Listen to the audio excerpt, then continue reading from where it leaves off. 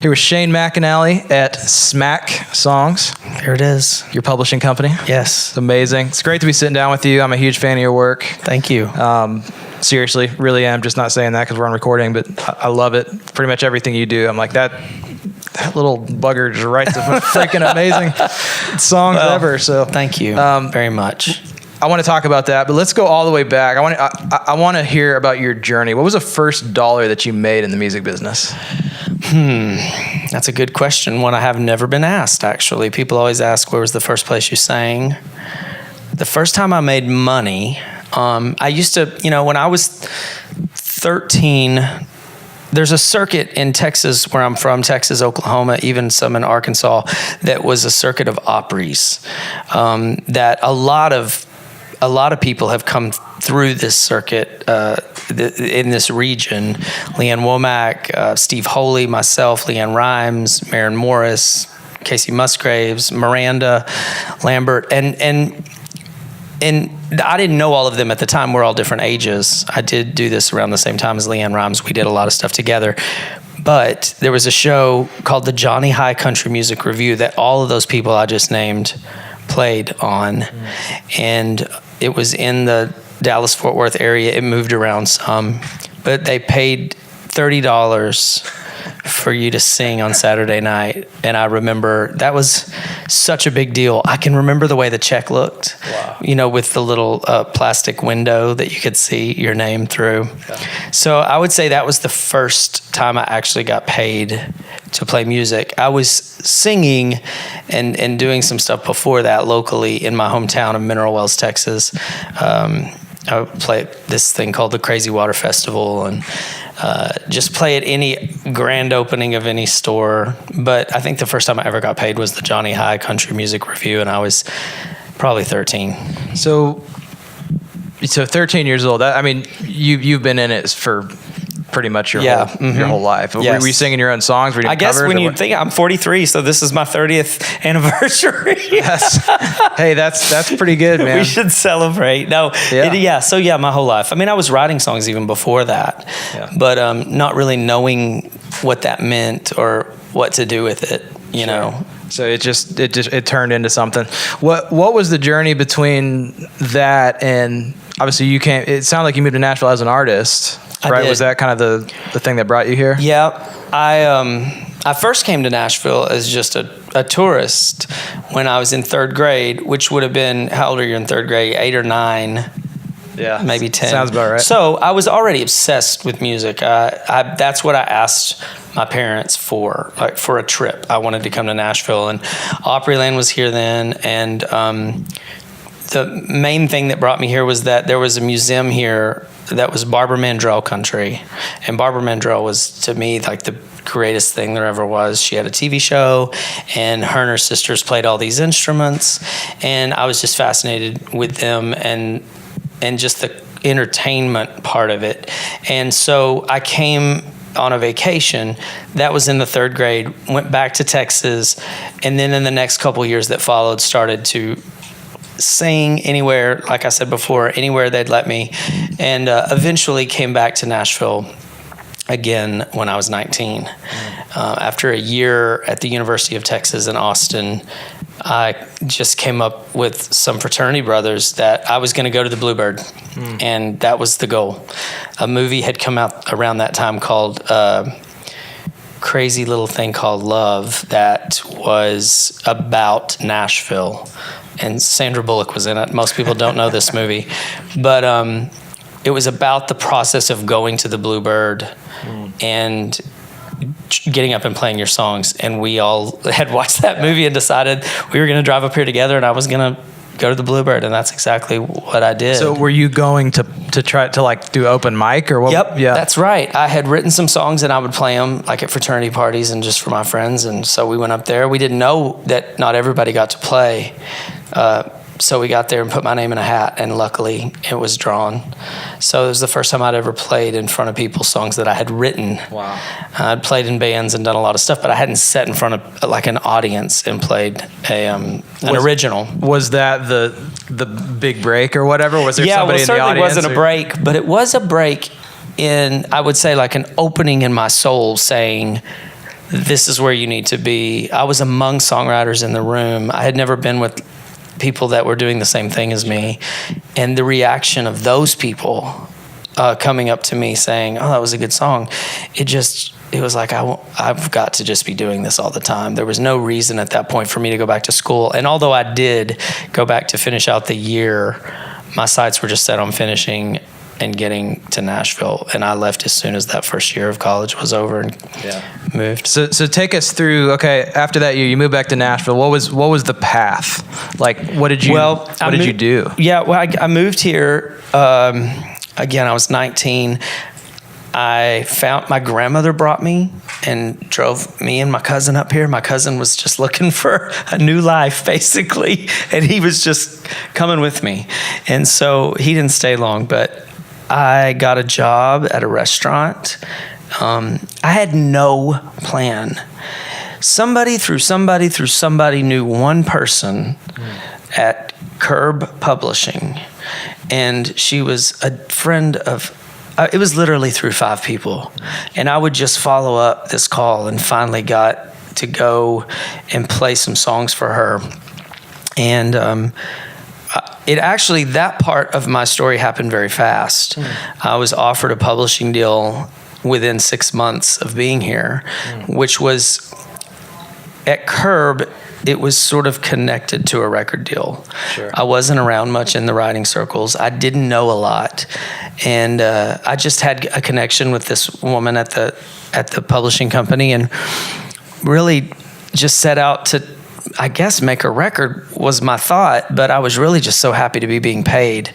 And I still had my restaurant job because, the publishing draw wasn't a lot, but I felt like it was, I had made it. Within 6 months, I wasn't even 20 years old. I had a record deal, I had a publishing deal. And then what happened was the reality of the music business set in, which is what a lot of people miss still, is it isn't about getting a publishing deal or a record deal. That is just literally one of so many steps. And mine just happened in an odd order because I still had to learn to write the right kind of songs and really figure out who I was as an artist, which I didn't do even in making my record for Curb. It took years before I started to have a true voice as a songwriter and an artist that ultimately led to me writing for other people. Years of you writing for yourself, doing records. What was the process between that, you get to first deal, and then actually being able to go full time at this? Or was that the moment? No, it wasn't. I mean, I think I was really I wasn't playing live. I was just writing and trying to finish a record. And that honestly took 4 years before I had a single, 4 or 5, which was an eternity because, every song I wrote, I felt like was the single. I was in the place where every song was the one. So 4 or 5 years of were they just getting shot down, or what was the creative process? And it was just, looking back, the reality was I just wasn't ready. And I still wasn't ready even when the things did come out. But I just think that there's a naivety that comes with something happening so fast. The fact that I got a record deal so fast, it gave me a false sense of being good. I mean, I think I thought I knew more than I did. And I had no life experience. I mean, I didn't have anything to write about. And I was just chasing what was on the radio. So ultimately, that deal went away. And in being sort of disillusioned after about 7 years, I was really disappointed. Nothing had worked. The singles hadn't worked. And I had another developmental deal on RCA, and that fell through.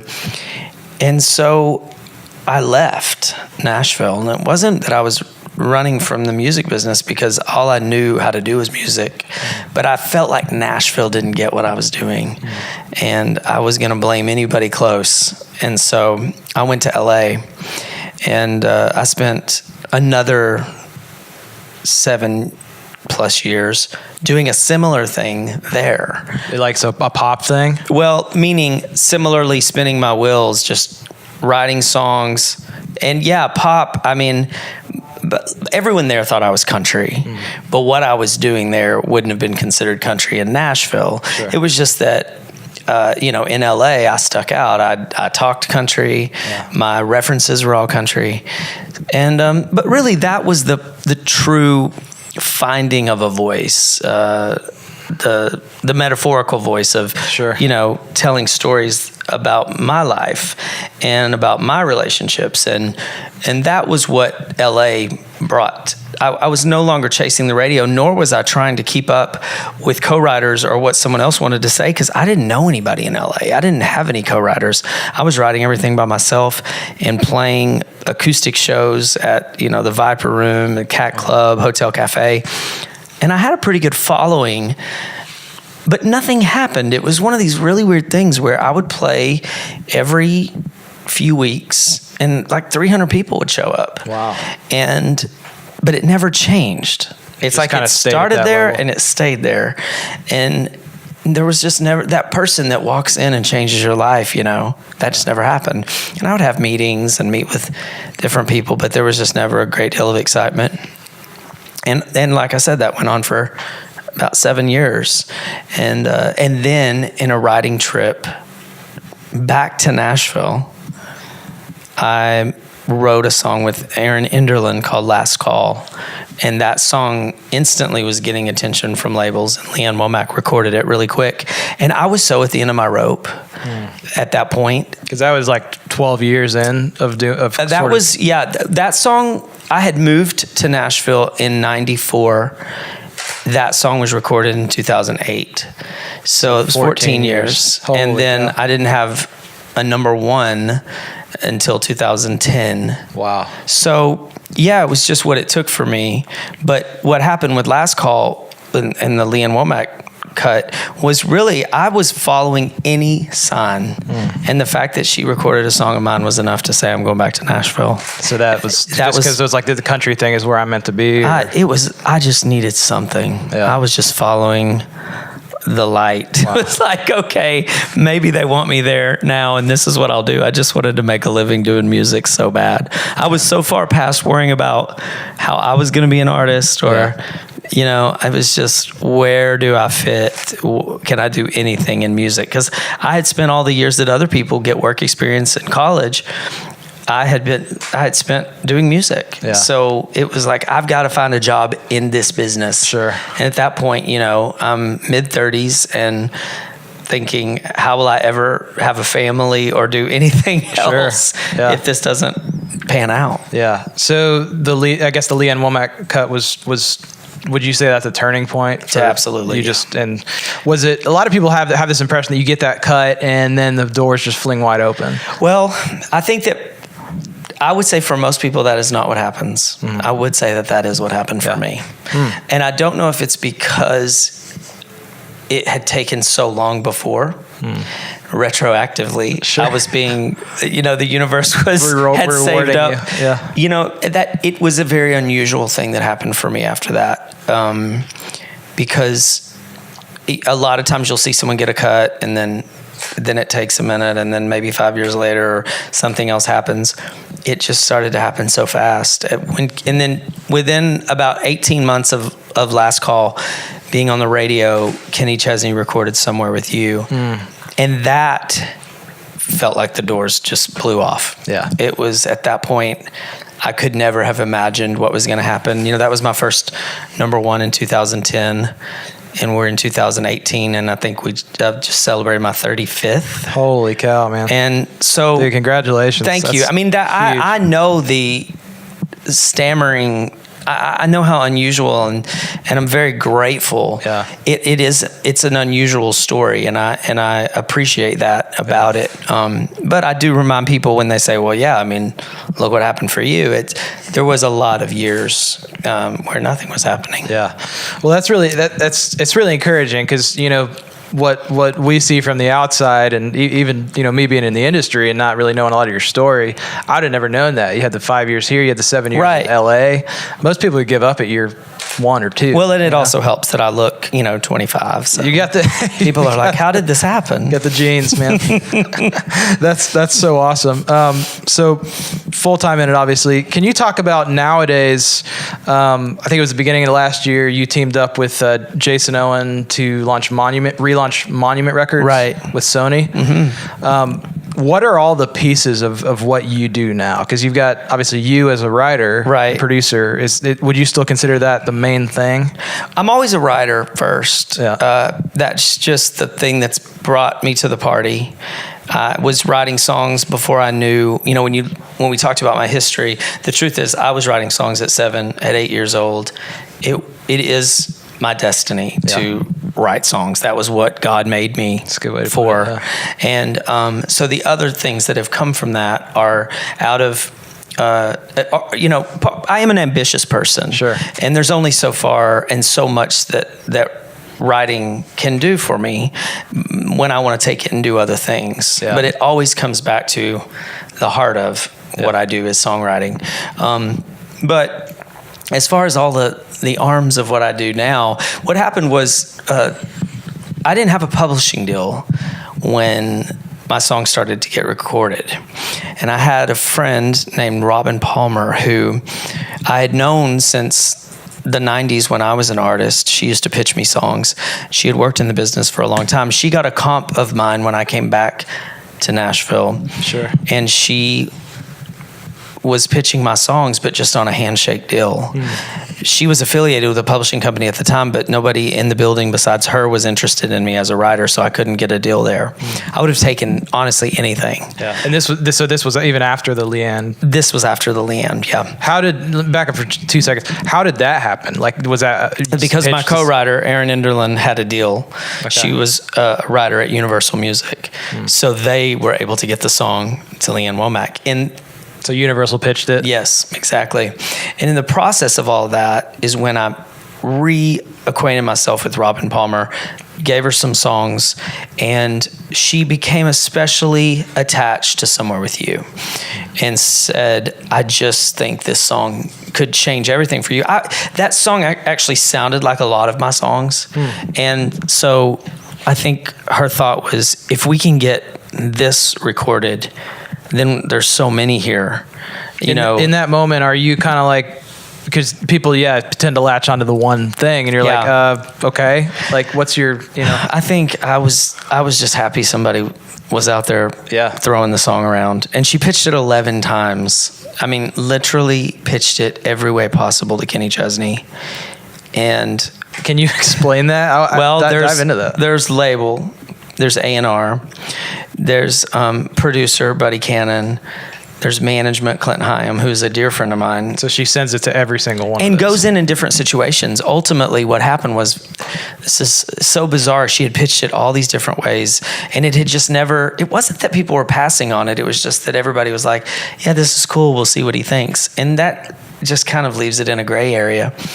And she then had a meeting with Kenny and Buddy Cannon after all of these pitches, and it was a group, these women that are still pitching songs and getting songs recorded called the Chicks with Hits. And Robin was a member of this group, and they were having a pitch meeting with Kenny and his producer Buddy Cannon, and they all got to leave on CD in a basket one song. Robin's torn because her thought is, do I leave this song that they've heard 10 different ways? Or do I leave something else? She decided to leave the song again and try again. And that 11th pitch was the charm. And they put it on hold. They said they were going to cut it. There's still so many things that have to happen. Even after, And eventually, it became the single, and that really did. It just felt like I said, the doors got blown off. It was like Kenny had anointed me, like with that sound and the phrasing. It was an unusual phrasing that JT Harding and I wrote the song, and it was rapid fire and just something. Is that you? Is that because I hear that in a lot of your stuff, that the phrasing is so unique. It is. Everybody always says that, like the shotgun lyric. It is me, but in Somewhere With You, that was JT's lead. I mean, he's the one who went and did that chorus that way. A lot of times what happens, especially for some reason with him and I, is that you sort of take on the qualities of your co-writer. Yeah. That's and so often people will say, oh, I know that line was you in a song. And I'll be like, no, actually, that was Josh Osborne. Because we do sort of take on each other's roles. Because what's happening is you want to impress the other person. So you throw out something you think they would like. And so JT went for that shotgun lyric thing because he knew I loved that. And he just did it in a way that was so unique. I was like, oh my God, did we record that? I just thought it was the greatest thing I'd ever heard. But anyway, amazing. That's sort of... I don't even know where we started here. No. That's great. I think went off on a rabbit trail about radio, and then how do you? So let's talk about you in the writing room. That's what's your process like with that? I really go. Do you do tracks? Do you top line? I don't do tracks. Okay. I am in awe of people that know how to do that. I'm not technical. I'm completely instinctual. Instead of using a lot of technical terms, I use like crunchy or shiny, or that's like a joke among my friends. That makes sense, though. Yeah. At least those words make sense. Descriptive, visual words for me. And I don't want to get bored in a song. And that is something that I think I have a strong instinct about in the room, is saying, we get to this section and my brain turns off. I don't care. Like, let's change it. Fix it, yeah. And I won't, I think one of my gifts is that I'm very decisive, and I think that being able to stop in the process and not just use something because we wrote it. Yeah. I'm like that as a producer as well. It doesn't matter to me if we've gone down a road and recorded something. If it doesn't feel right, I don't chalk that up to wasted time. Yeah. It was a hall we had to go down. Yeah. And so that happens a lot in the writing room, where I'm like, that entire verse is wrong and we need to start over there. So how long does obviously this is probably all over the spectrum, but how long does a typical write last for These days, the typical write is 4 or 5 hours. And you're done by the end of it usually with something? Usually, yeah. And that's also depends on who you're writing with. There are exceptions. Sam Hunt is a big exception to that. We don't write the same way we do not write together the same way that other people write. He is a thinker, someone that you can write an entire song and know that you're probably going to get a call tomorrow saying, this entire section belongs in a different song and I want to rewrite this. Body Like a Back Road, I recently found the original lyric that we had written. It looks nothing like the song does now. And I would say it took us, from the time he threw that title out to the time it was really finished, because lines changed up to the last night that it was put out. Yeah. It was about 9 months. Wow. But that's very unusual. Yeah. And you're not working every day for 9 months. He's on the road and right. Not 9 months on that song every day. No, we're all doing different things. But it was, we got together pretty regularly on it, knowing that's what we were going to be working on. So I would say actual hours in the room, there were 10 solid days of working on that song. Yeah. So that would be the exception, not the rule. Absolutely. And because most of us don't have the attention, we lose focus on things. And we also, I can't, read his mind. Right. And so a lot of times he just has to have something outlined. It's nice to finish sections and parts of a song and then let him go live with it. Yeah. And just have things in place, because his instinct is, I know this line isn't right, but it's holding the place of where something's going to go. So it's not just humming, and I think I have a tendency to do that also. I do that with other writers. It's just a faster process because I'm not always trying to figure out what the artist wants to say. Yeah. A lot of times we're writing for an unknown. Yeah. Like, who are we going to pitch this to? I don't know. Let's just get the song right and then see. Yeah. So who all is on your team now? Obviously you have your label, you have Smack Songs. Yeah. Is there another thing that I'm missing, or is that? So we have Smack Songs Publishing, which we have 15 writers, myself included, and from the original team of people that I used to work with, a tribe we called ourselves the hit shitters, and we were not shitting any hits. Trust me, that was definitely a joke. But it was Brandy Clark, Matthew Ramsey of Old Dominion, Trevor Rosen of Old Dominion, Matt Jenkins, myself, and Josh Osborne. And you were just people that were collaborating regularly. A lot. Yeah. And we did retreats together, and we were we really were the little engine that could. And we were kind of just lifting each other up and championing each other. And now at Smack Songs, of that original crew, 4 of us right here at Smack. Trevor and Matthew from Old Dominion, Josh Osborne, who is currently the biggest songwriter in Nashville. He has 9 singles on the chart right now. Wow. And myself. So it's really cool to have that history with those folks. Yeah. And then, so in addition to that, we have Smack Management. My husband actually manages Walker Hayes with Smack Management. Love his stuff, man. And Kylie Morgan, who is a new artist here in town. She's fantastic and 23 and just blows my mind. And so we have the management side of things, the publishing side of things. We have a production company, which I produce Walker Hayes, Old Dominion, Midland, Sam, and a lot of these are co-production ventures. Sure. Kacey Musgraves produced her first 2 records and some other specialty projects, and then am currently working on a project with Little Big Town. And so the production side of things has become its own arm, because there is a lot more involved in that than just deciding. What it used to be was that I was friends with Kacey. We did demos together. And so we went in with Luke Laird and we ended up making records. Yeah. That's how it started. But ultimately, when you're juggling that many artists, and there's a lot of new artists that I didn't list, when you're trying to produce side that you guys the production side. On the production side. And in Smack in general, I call it more of a developmental, company, mental for sure.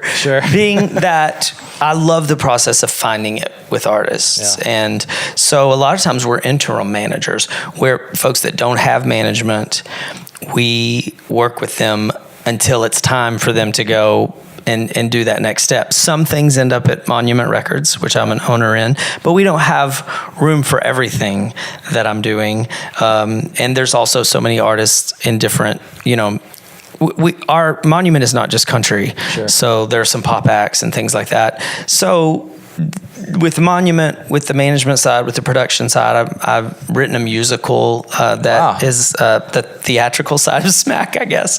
That I've been working on it with Brandy Clark for about 5 years. That's awesome. I had no idea. Yeah, and it actually had its debut in Dallas. It's something that they do out of town runs, sort of reworking. It's with Fox Theatrics in New York, and we have an amazing Broadway team that has done every show you can imagine. And so that's something else that is really intriguing and really fun. And it's actually loosely based on the old Hee Haw show. Oh, very cool. Gaylord brought the idea to us about revamping that brand. And so, musicals actually take a really long time. That's something that's very different in our world, is that every time we would do something, it would take like 2 years to get a reading together, 2 more years to get it up in Dallas. Now we're in the next phase, which is figuring out how it translates to Broadway. So we're 5 years in, and nobody in New York seems that concerned that we're 5 years in. Everybody's like, oh yeah, you're about halfway there. About normal.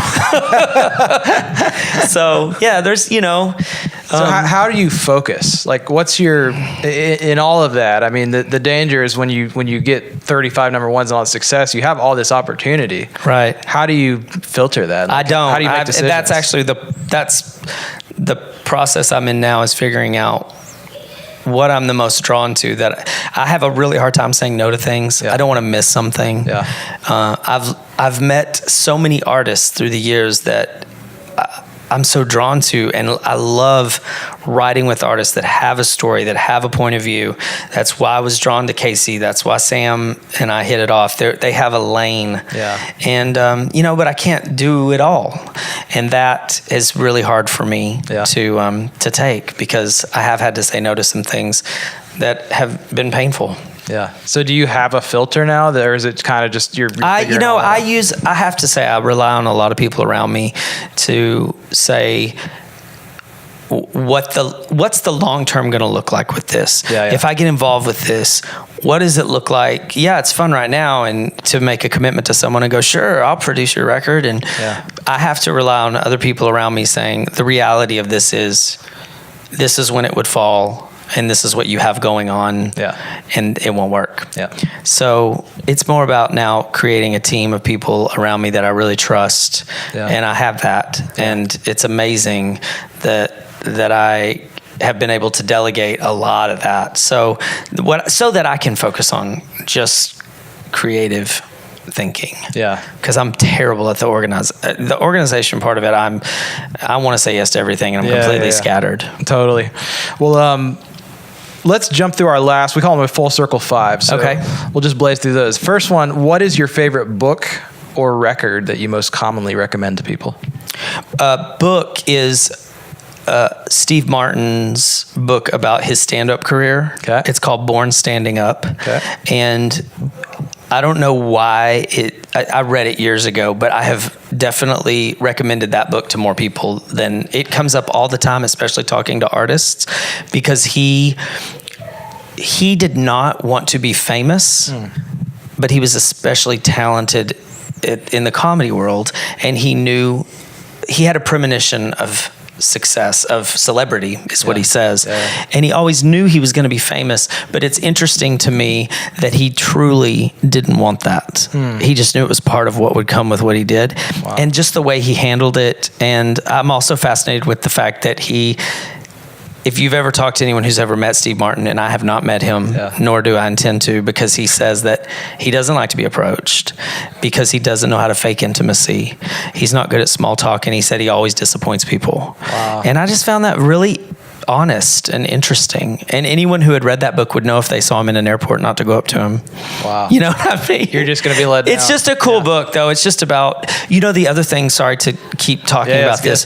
This is another thing I've told artists forever, is like when people are doing jobs that they think are no good, like, why am I working at Starbucks? Or why am I, and I'm supposed to be doing music. I did all of those jobs and felt the same way. And Steve Martin did too. And he talks about how every single job he ever had, like he used to work in this magic shop, and he later used magic in his show, and the only reason he ended up with those skills was because of that magic shop job. And I just found it fascinating. He said that everything came back in his work, from writing movies to writing stories. He was able to use all those characters from those jobs that he thought were useless. And I feel the same way now. I mean, so many characters that show up in my songs and in my writing are from people that I met in situations that I thought I was wasting my time. That's amazing. Second question, failure can turn into an asset if it changes your perspective on something or changes your behavior. So in that sense, can you pinpoint a favorite failure moment? I've had so many, Seth. What's your favorite? Kind of a strange question. I think the whole artist, the aspiration to be an artist, when I moved to Nashville and getting a record deal and it just not working. Like I always say, I had a script for everyone in Nashville. When I got here, they did not read from it.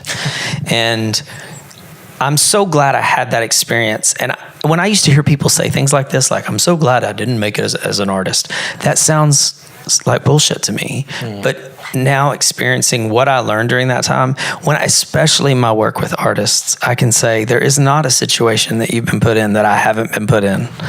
And it didn't work for me. And I know what it feels like. And that's my favorite failure. It's a long series of failures, but it really is the artist part of it, because I work with so many people who think that every day is the end all. And if we go into a label and pitch something and it doesn't work, it really hurts. And I just remind them that it all worked for me. That part of it, getting a deal, but the other side didn't. So that doesn't guarantee anything. Yeah. You got to find the right team, and it's got to be the right time. So I guess that's the best failure. Yeah, it's good. Good answer.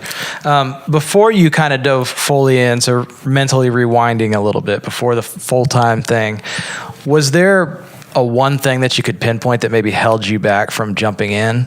Or were you always just kind of all in on it?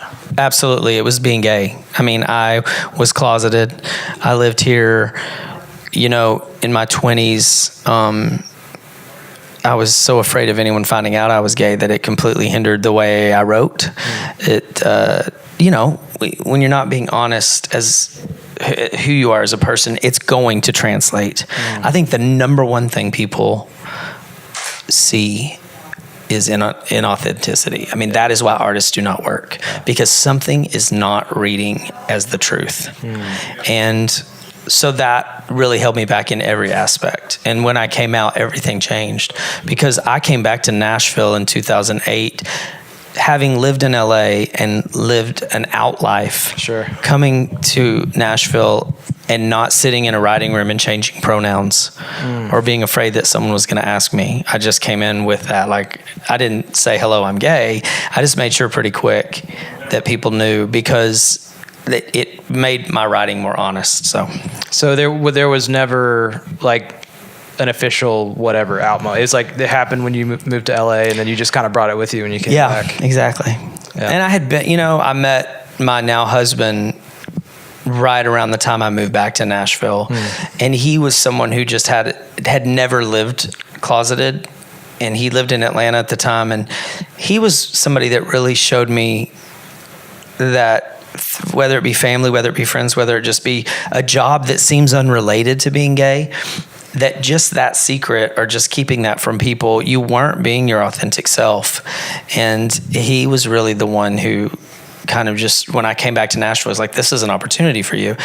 Not that people didn't know, sure, but it's like keeping it a secret or just the omission of eventually is going to catch up with you. Yeah. And so, that's sort of how it all happened. So, and I guess for a lot of people too, not even maybe being from Nashville or being in this industry, like that obviously was probably, I could see why that, I was lived really through in Nashville what happened with Ty Herndon. Yeah. I had a deal around the same time as him. He was having hits. Yeah. And I was trying to. Yeah. And seeing what happened to his career as a result of him being gay, that was a different time. But, that scares you. It pushed everybody further in the closet. Yeah. I shouldn't say everybody. I do not think there's a bunch of closeted artists, sure, and that's not what I mean. Sure. But anybody who might have been, not even just an artist, somebody who might have been on the other side of it, the business side, thinking if that's what they do to artists because they're gay, then I guess I'm going to have to be in the closet, you know? So coming back in 2008 was a big difference from 98. Yeah. Even that 10 years made a big difference. Yeah. So honesty and authenticity. Yeah. And at the end of the day, it's always just right at some point you make a decision to say, I don't really care if somebody thinks this or that. No, but and the truth is it was only me who cared. That's what I found. Yeah. I've never been discriminated against. I'm not saying that no one has. I know a lot of people have. But since I moved back in 2008, I feel like it's been the opposite. I feel like I've just been so embraced. My family, we have children, everybody just champions us and supports us and gives us the old nudge like, I can't believe two guys are raising these children. That's it's actually been just a great experience, and it was all when I changed. That's so good, man. So what is something that's working for you right now? I mean, I definitely would think what comes to mind that's not working is my schedule. I am overwhelmed. There are a lot of individual things that are really working well. Whether it be artist careers that Old Dominion, I worked with them for a long time, and they are just hitting a stride like no other. It just feels like every song, everything is just falling right in place when they hit that moment. And as an extension, I feel like that's really working for me. But the thing that really overall that works for me the most is family. That's where feel the most connected. My kids are I have 5-year-old twins, and that was clearly meant for me to spend some time and focus on, because that's the place where I feel the most at home. You know, I know that sounds like I'm at home, but it's also the place where I feel the most at home. So I don't really know how to answer that unless I got real specific about, songwriting's really working. Sure. And I have a lot of hits right now, and that's, wonderful. But the thing that feels the most like where I'm in my body, where I'm sitting there going, this is where I'm supposed to be, is when I'm with them. That's good. That's a good answer. I can totally relate to that. I have 2 little girls myself. You do? It's nothing better. No, and it just seems like it's just going to add chaos, and it does. Yeah. But there's something else that it grounds you and gives you a real sense of purpose. Yeah. So last of the Full Circle 5, if you woke up tomorrow morning, hypothetically, and all of this stuff, whatever, this empire just kind of collapsed, and you had to start from square one, but you still have all the knowledge, you got the experience, you got the relationships, you had to start from square one, doing absolutely anything, where would you start? It would be to write a song. I mean, that is the thing that fixes me most days. And I don't get to write every day now, but I still, most weeks, write 3 songs. Yeah. And no matter what my mood is, no matter what I feel like the world is ending with something, in that bubble, it's like meditative for me. It's therapeutic. It fixes me. And that is what I would do. I would write a song, because it is ultimately the thing I know how to do best, and it's the most natural to me. So I would write a song about what happened, I guess. That's so good. So is there anything that you're working on right now that you're particularly excited about, you love to talk about? There's so many great things. At Monument, we have signed a kid named Brandon Ratcliffe, who is up next, and he is just fantastic. He's a prolific songwriter, incredible entertainer. He's Justin Timberlake and John Mayer somehow in a country voice. I'm just blown away. He's 23. I don't know how people at that age know themselves the way these kids do. I keep looking for the fake. Like, how do you know this? How can you feel that already? I just think that people have grown up in a different way. Because of social media, because we've kind of put this adult presence on kids where they just learn faster. I just felt like at 23, I was still so green. I didn't know anything about anything. I mean, I was still with girls. I didn't even know there was a whole world of I don't believe being gay is a choice. That's not what I'm saying. But the option of that seems so far from possibility that I just closed that off. And so I just think that these kids have just had it, good and bad. Yeah. They've been given a lot of information. Yeah. So their life experience is far beyond their years. But Brandon is just an incredible talent. I could list you so many, but I'm especially excited about him right now. It's awesome. I'll have to check him out. So how can people interact with you? Obviously socials, all of that stuff. I guess that, socials. I mean, I'm pretty into Instagramming, mostly because of my kids. That's given me a great outlet for that. Yeah. It's awesome. So, man, thank you so much for taking the time to do this today. Know you're a busy man running many, many things. Thank you for having me. It's an honor. So I really appreciate it.